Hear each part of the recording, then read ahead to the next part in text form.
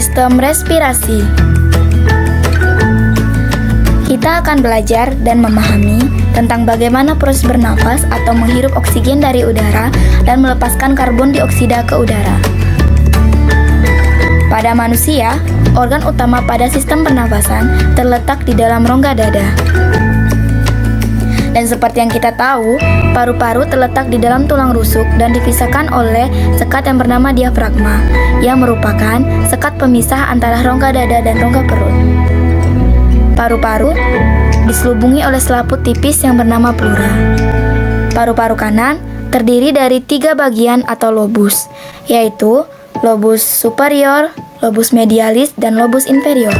Sedangkan paru-paru kiri ukurannya lebih kecil daripada paru-paru kanan, dan bagiannya hanya 2, yaitu lobus superior dan lobus inferior.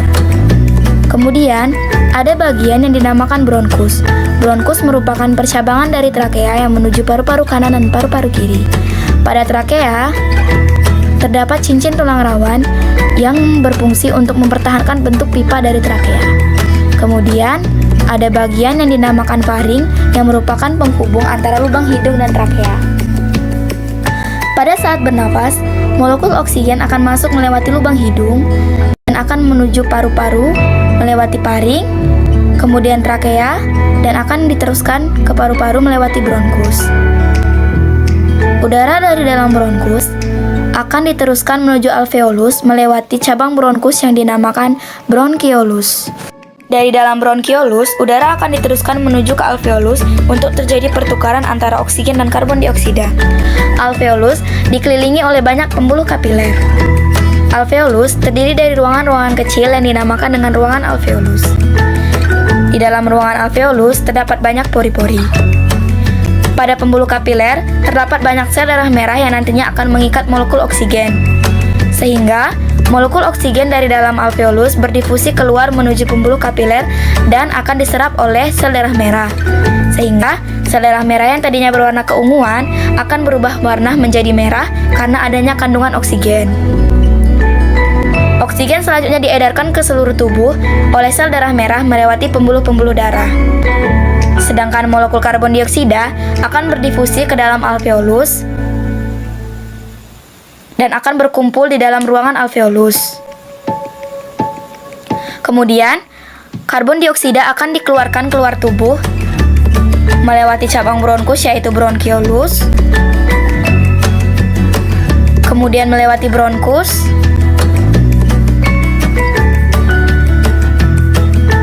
dan selanjutnya menuju ke trakea, dan pada akhirnya akan dikeluarkan keluar tubuh melewati lubang hidung.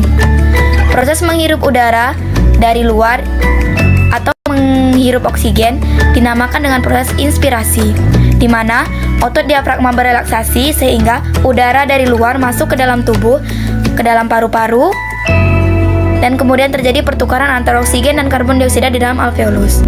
Kemudian proses ekspirasi, di mana otot diafragma berkontraksi sehingga udara yang kaya karbon dioksida dari dalam tubuh dikeluarkan melewati lubang hidung ke luar tubuh.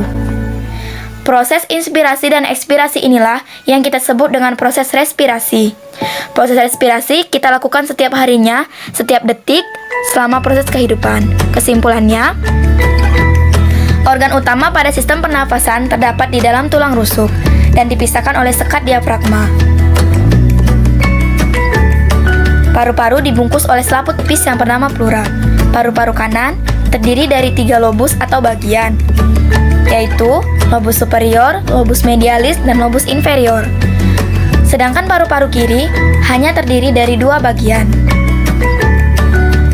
yaitu lobus superior dan lobus inferior.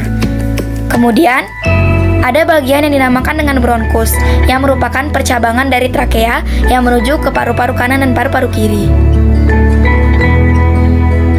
Pada saat kita bernafas, udara masuk ke dalam tubuh melewati lubang hidung, kemudian melewati faring, selanjutnya ke trakea, kemudian masuk ke dalam paru-paru melewati bronkus.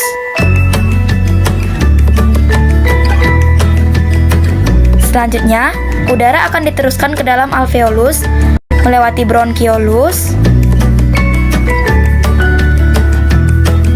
kemudian masuk ke dalam alveolus, yang dikelilingi oleh pembuluh kapiler.